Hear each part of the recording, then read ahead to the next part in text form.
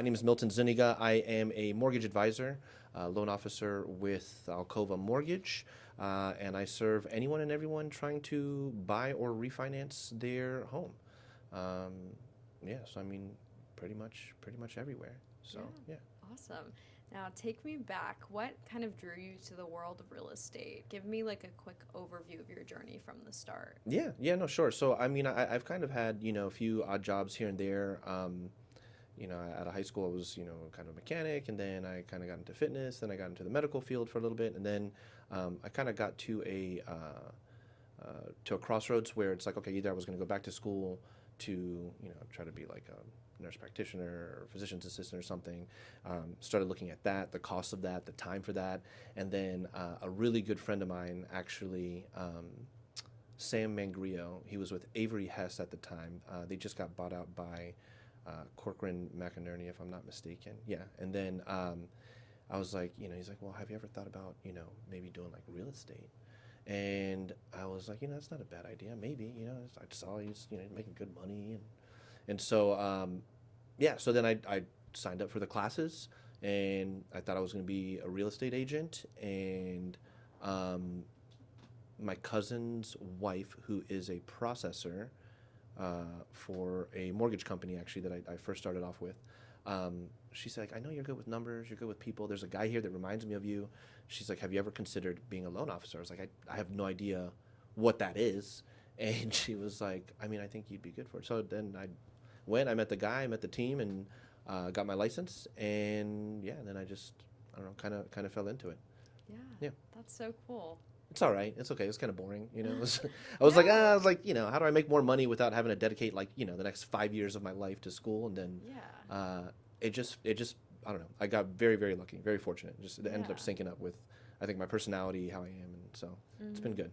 Yeah, I mean, thanks to those connections, it Oh, yeah. sounds like. And that's why it's so important to kind of be a people person and connect with everyone you meet, because you never know kind of how those connections will pay it forward. So that's super cool. What would you say is the most rewarding part of helping someone buy a home who didn't think it was possible? That's a great question, Isabella. Yep. That is a great question. So, I mean, nowadays it's a little tough.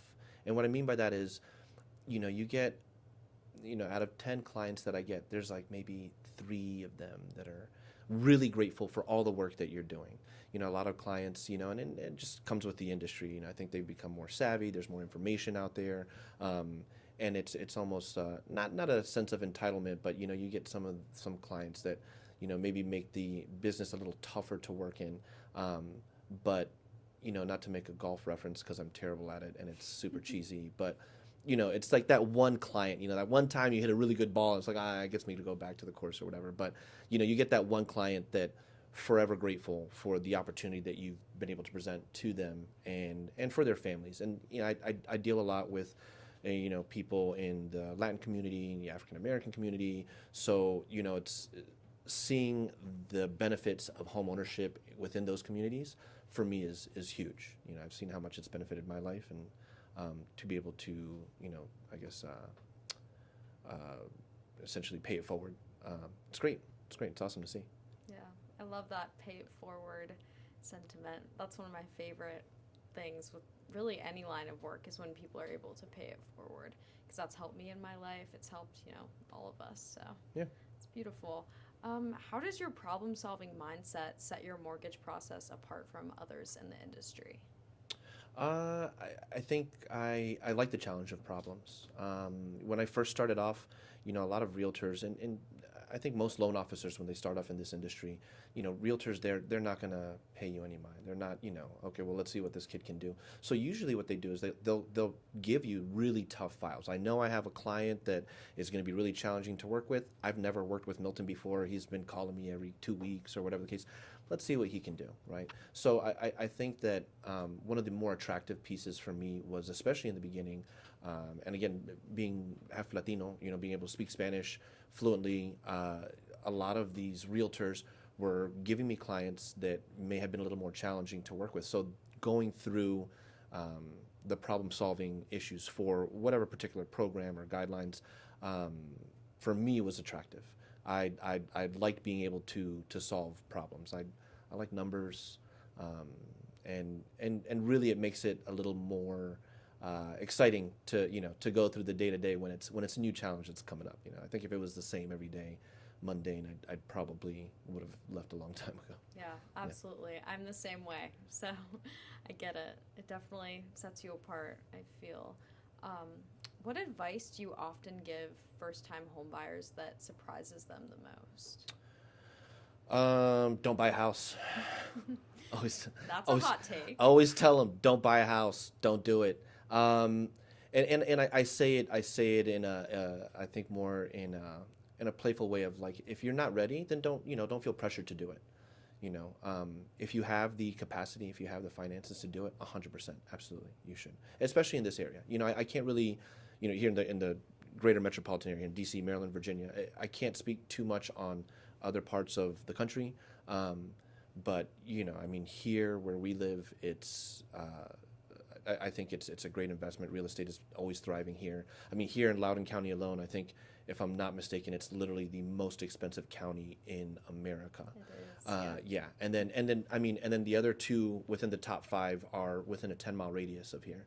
So it's a good investment. Absolutely. Yeah. How do you make the mortgage process less intimidating for clients from underserved communities? I like to assume that the way I approach underserved communities is, through classes, right? Like I'll do seminars, first-time homebuyer seminars. I usually do them pretty frequently, once a month or once every couple months. And again, just depending on, which real estate agent or, even if it's not with anyone else but myself, I'll also try to do some on my own. And it's just a matter of educating those folks and individuals that I think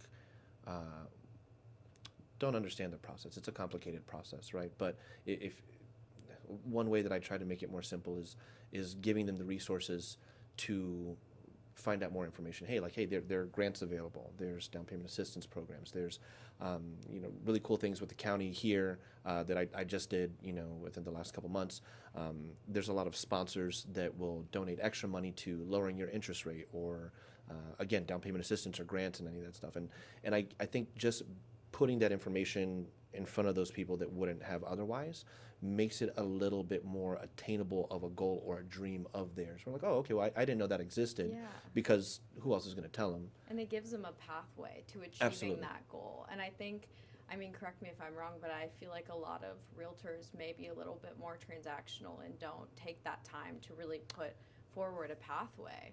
Yeah, yes and no. And what I mean by that is, I think the majority of realtors, yes, absolutely. I think it is transactional. You got a lot of realtors that, jumped into the business in the last, 5-6 years and just trying to, print money. And then as, kind of COVID subsided and we kind of started to get back into a normal market, a lot of those realtors that just got in to make money are kind of now fading out. And so the realtors who are better at their jobs, I'm very fortunate, very lucky to work with some really good, industry professionals that have been doing this for years. Yeah. And they're not just transactional, but those realtors, the ones that actually do take the time to, hey, even if it's something that they might not know or they might not be familiar with, they'll still put them, with myself, right? Or with, a loan officer that they can hold their hand through the process and say, hey, we have to work on X, Y, Z to get you to this point. And having that patience, obviously helps a lot. And when you have a realtor that understands that process, yeah. But to your fact, I think most realtors are like, yeah, cool. I'm just going to sell my cousin's house and make a quick, $10,000. Yeah. Well, I'm sure that you found that hopefully or I would hope at least that the people that have your approach are more successful.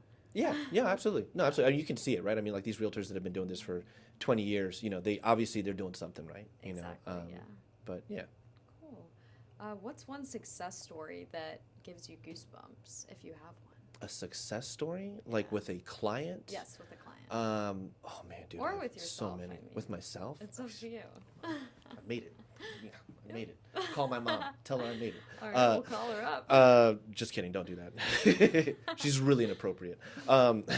So, success story. Most recent one. I had I had a client, her and her husband. He had served in the Army. Um, I started working with them, I want to say about a year ago. And, they had some issues with their credit that they were working on. Stuff that just trying to save money for down payment, clothing costs, all this other stuff. And they ended up, following, the steps that I had put in place for them to get to a better credit score, to, open up a separate account. And even if it's only $50 each, someone's contributing money to this account, right? Hey, I'm going to second guess me buying, this cup of Starbucks, or what. And I know it sounds super small, but these small little three, four, $5, little investments that you make, daily. Oh, I'm gonna go, get a sandwich, whatever the case might be. Not to say that, you're so broke that you can't, afford a cup of coffee, but just being mindful of it, right? If I'm dropping, 5 days a week, $5 a cup of coffee, that's $25 a week, that's $100 a month. I could throw that in an account and make coffee at home, and now I have, $1,200 at the end of the year. If I have a partner, I have $2,400 at the end of that year. And that's just a simple example. But so these guys went through the process, put them with, I have a really strong credit improvement specialist that I use for my own self, with my own financial stuff and with my family and friends and with clients and customers. But he put them in, in this, hey, you got to pay this, and this first. These are the steps to do it. They followed that. I mean, like I said, it took them, the better part of a year to finish it. But literally 2.5 months ago, repulled their credit. There was qualifying score now. They had saved up, a little bit of money, nothing crazy, but enough to get them in the door. Because he was a VA member, we were able to do 0% down for the purchase. Virginia Housing, which is a down payment assistance program, gave them 2% for, down payment and or closing costs. So in this case, they used it for their closing costs. And the sellers covered a majority of their the difference of those closing costs. So the husband and wife got into this house, a $400,000 house, for like $791 or something. Yeah. So I mean, they paid for their home inspection, which I think was like $600 or something, or $500. But outside of that, with the closing costs and that were left over, it was like 700. I think I put it on my Instagram, but it was 790 some bucks. It was less than $800 that they got into this house, and I mean, they're forever grateful. Already gave me a referral, not even yesterday or 2 days ago, for another family member of theirs that's kind of going through the same process, and it's those moments, like like you had mentioned earlier. What's the motivation behind, I guess, me wanting to continue to do this are those stories. Those people that like didn't think they could ever do it, and now they're in their home. They're, I think I'm going to go to their house in a couple weeks for a barbecue. So yeah, no, it's going to be good. It's going to be fun. That's amazing. Yeah, no, those are great stories for sure. Well, I loved hearing that story. Thank you for sharing. Kind of shifting gears more towards like leadership and culture. What does strong leadership look like in the mortgage world, and how do you lead your team at Alcova? That's a tough question. I'm lazy, man. I'm not gonna lie. I'm really lazy. I think totally kidding. No, I think I'm a big proponent of leading by example, and I've been very fortunate to have family members in my life, or honestly, my two best friends. Like just good examples of hard work pays off, right? And I can't remember. Forgive me. I can't remember. I think it's Theodore Roosevelt. Had mentioned, he was like, the harder you work, the luckier you get. And it's one of those things for me where I strongly believe that. Anything that I've ever done, I mean, whether it's, turning wrenches, oil changes, I was selling memberships at like Bally Total Fitness like 20 years ago or something, whatever it is that I could have been wiping floors, I could have been cleaning bathrooms, and I was always trying to be the best at that. Whatever the person was that I needed to be, hey, this person does it the best, I would try to emulate that.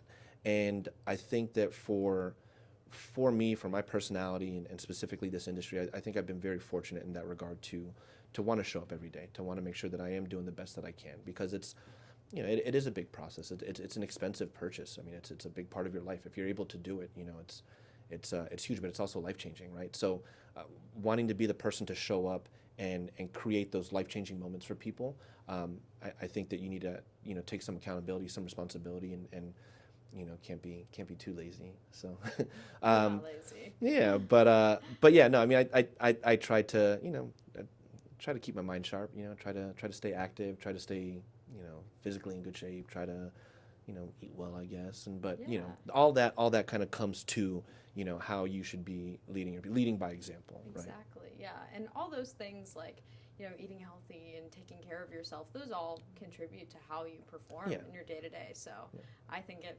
absolutely I'm not a valid. weirdo though. I'm not like that guy that wakes up at like 4:30 in the morning, Cold like plunge. yeah, like cold plunge, putting my face in a bowl of ice, like not that guy, man. Yeah. Like no. So you keep it realistic. No, I but keep it just, realistic. No, yeah. absolutely. I got 2 dogs, 2 cats. Like, nah, Aw, man. Like these guys are awesome. like, we're all sleeping, man. We're all hanging out, Yeah. But when we got to show up, we show up. Yeah, I love that. How would you say you build trust with both your clients and with your team? I don't know. Maybe they just trust you. They just do. I honestly, I literally just had this moment when I was coming back from the beach yesterday. We went to we swing by like a barbecue, Currituck Barbecue, North Carolina. Check it out, so good. I trust your rec. So it's really good. Little like barbecue spot on the side of the road as you're going to like Outer Banks. But so like whatever we go, we get something to eat, and then we I walk with my nephew to the dollar store. We're driving back, right? And we'd been driving for a while, and I'm exhausted. I was like, I'm just gonna get an energy drink, right? My little nephew comes along with me. We walk into the Dollar General, and we go get the drink. We get to the cash register, and this girl, she's 18 years old, right? Local, been there obviously forever type status. And I'm just like, oh, like just, say thank you, say please, to my nephew, and the lady just like starts opening up. She's just like, I love to see when people are like, teaching manners to their kids. I never got those manners, as a kid. My house was done. All of a sudden, she just starts opening up her entire like trauma life story over a Monster Energy drink and a large Kit Kat bar for my nephew. And I was like, okay, sure, but just that moment is the most recent one. But I mean, I don't know, with anything, like I'll be walking in the store and somebody will randomly like find, like they feel comfortable with asking this random stranger versus the next one, So I mean, I don't know. How do I build trust? I think I think I do a good job at building confidence in people. And obviously, aside from those stories where like they're strangers, I think I try to encourage confidence because it can be a scary process, and reminding people that they are capable of so many things and so much more than what they think is important. So, yeah. I love that. I love that you're personable and you're able to get to know people on a human level. You are this professional and this, really successful realtor, but you're able to just Close, be almost realtor, loan officer, but loan close officer, enough. you know what I mean? Oh, but thank you. In real estate, Yeah. but you're able to really connect with people as a human being. It's not like you don't see. I could tell by talking to you that you don't see yourself as like above them in any absolutely. way. So Yeah. I would hope so. I Yeah. hope that I am above of some people though. no, I know. Yeah, what you like the mean. people in my house. I'll tell you that right now. Ooh. My parents are looking at this under my house, my rules. Just kidding. Yeah, I'm so sorry, loan officer. Oh, no, I'm you're learning good. a I little feel like, bit. you probably get a lot of real estate agents that come and do this, Not a lot of loan officers do this. I don't know. Yeah. Well, it's cool that you're doing it. I guess. I don't know. It seems weird. I'm like, No, it's great. You're great okay. at this. All right, sure. Kind of back to like team branch things. What makes the team culture at your branch specifically special, and how do you keep it thriving? So that's a issue that I had struggled with within the last year, right? So the last company I was with them for about 6.5 years or so, and then the culture there started to fade and just go in a different direction, like really, really bad, like poorly so. And I'm grateful for being able to come to Alcova Mortgage and just the culture there, how they operate. I mean, I literally could call the owner, and I guarantee you he would pick up right now. I mean, it's just one of those things where the owners are laid back, they're chill, they want to see you succeed. They're not trying to gouge you on like pennies here and there. If you have an idea, if you're trying to, do something. A perfect example, this, I was down in Roanoke a week and a half ago or so, ran into one of the owners, and we're doing, I do a really big turkey drive for my. I was going to ask you about that. Okay, yeah, well, we can get into that later. Yeah, so, but one of the things that, culture-wise, right, is we get, before that, I'm doing a backpack drive this fall. And so the owner was like, yeah, man, he's like, just let us know. He's like, we love doing that stuff, like, please don't keep us out of the loop. Like, make sure you let us know so that way we can send backpacks, whatever it is that you need. And just those little things where, the backing of the company or just those individuals support your decisions and choices or questions that you have, right, that you're trying to figure out. And that, for me, I think the culture, it was the bigger attractive piece here with why I'm here at Alcova now. Okay. Yeah, I'm glad you found a place that is so, like, that shares your energy and shares your commitment to purpose. I'm lucky, man. I'm real lucky. It sounds like it. Kind of circling back to like the turkey drive. Tell us a little bit more about that and what it means to you. Yeah, sure. So I do a turkey drive in my old neighborhood, right? It's here in Falls Church, Kingsley Commons. I grew up just behind there. It's stereotypical, Latino household. Got like 37 people in a 5-bedroom house. I said that to a friend of mine. He was like, and he was like, I was saying it with, just to kind of like paint the picture, like, hey, it wasn't 37 people. Yeah, I mean, but it was, but it really was, I think it was like 14 people at one point in a 5-bedroom house. It was like multiple families living in this house. And, I said that to a buddy of mine recently, and he was like, hey man, it's not a big deal. He's like, it's always a warm seat in the bathroom, It's like, for real. This is true. This is very true. So, but, growing up behind this neighborhood, I had a bunch of friends, in that neighborhood, right? So, like, we went to the same schools and all that stuff. And so, Kingsley Commons, underserved community, it's lower income households. And, I remember the first year, first of all, this industry makes so much money. It's so silly. I mean, this is coming from a really poor kid. I know it doesn't look like it because I made it, because I'm just kidding.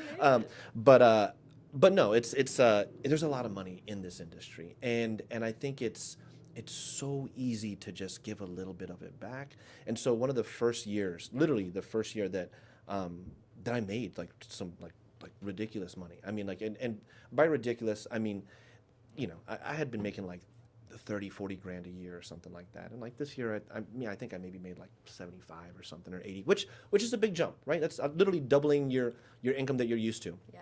For Thanksgiving, and it was just super unprepared, nothing like structured or anything like that. I went with my mom and my sister, and we just started going to all the different grocery stores, and I had a pickup truck, and I just started picking up a bunch of turkeys. I was just a bunch of turkeys, and then we posted up in Kingsley Commons.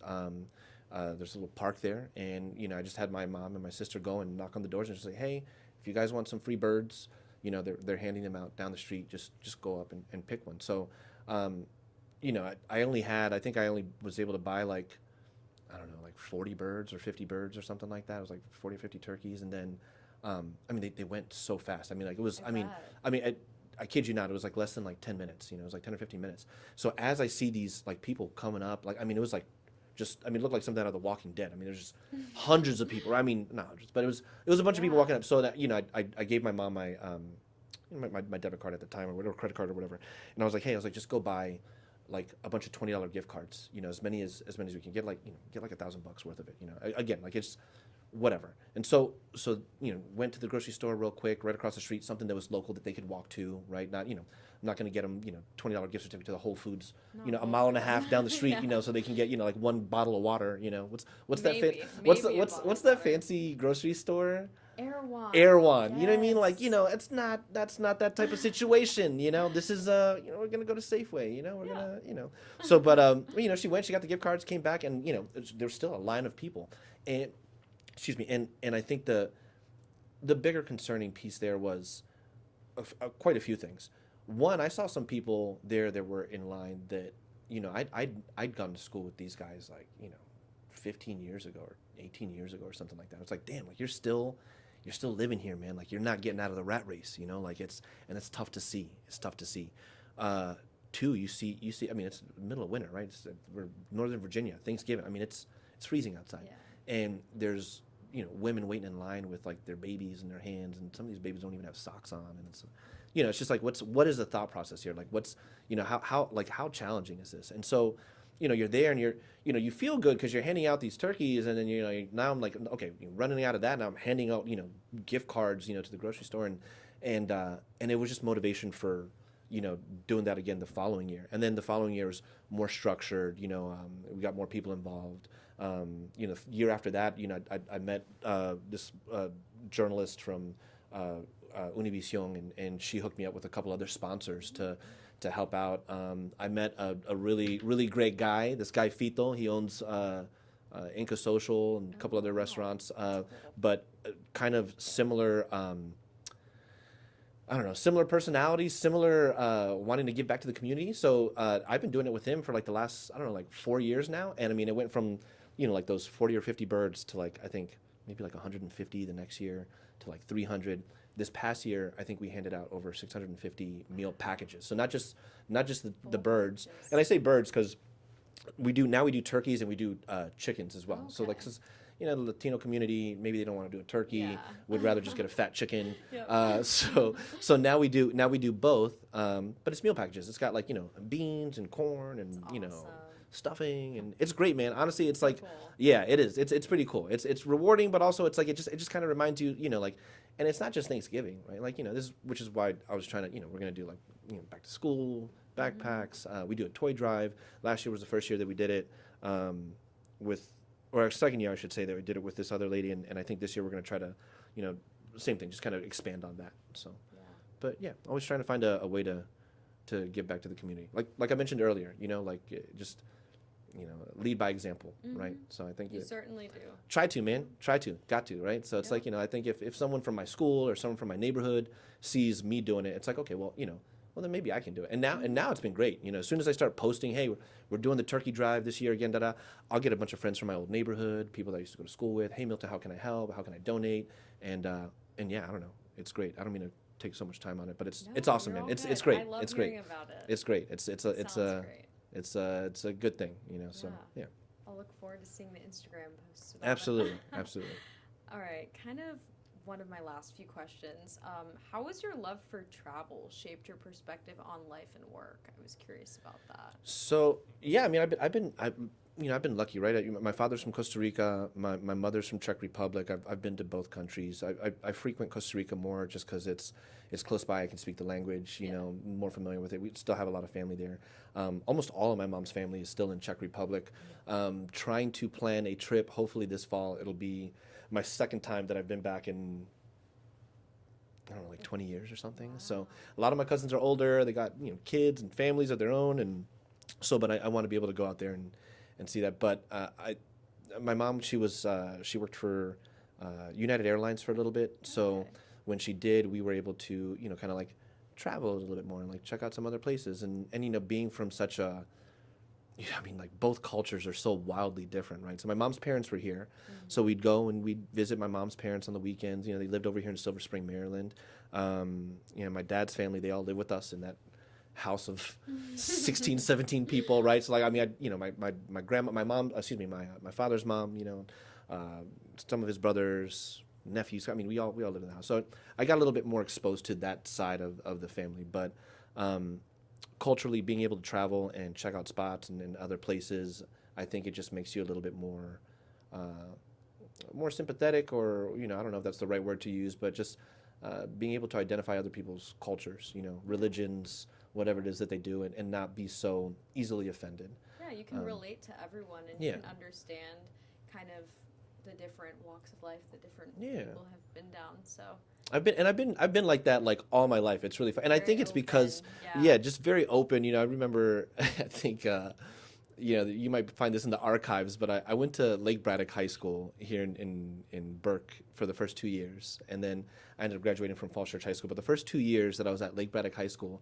they have an international night, and I hosted the international night for Lake Braddock, and like, I mean, you had people from Central South America, people from the Middle East, people from Asia, and they were all doing, whether it was a dance or a fashion show or whatever it was that they were, showcasing, from their country.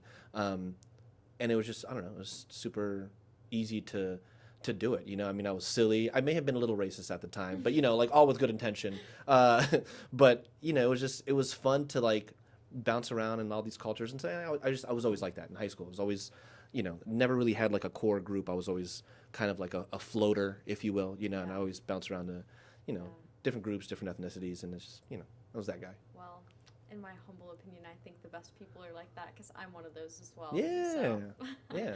That's Makes great to sense. hear. Makes Yeah. sense. Is there anything I didn't touch on that you want to share? No, I mean nothing really. No, I mean no, that was great. That was awesome. No, I mean Cool. I feel like I Yeah. was yapping, the whole No, time, but That's what a podcast is for yapping. I guess. And it was all interesting, all I guess. amazing, I don't know. so. I hope. We'll see. Well, Yeah. thank you, Milton, for coming in and making the time to talk Thanks on for the having me. podcast. It's been such a great conversation, as I said, and I know our audience is going to love listening to this one. But yeah, thanks. Thank you so much. I look forward to seeing it for sure. Should be fun.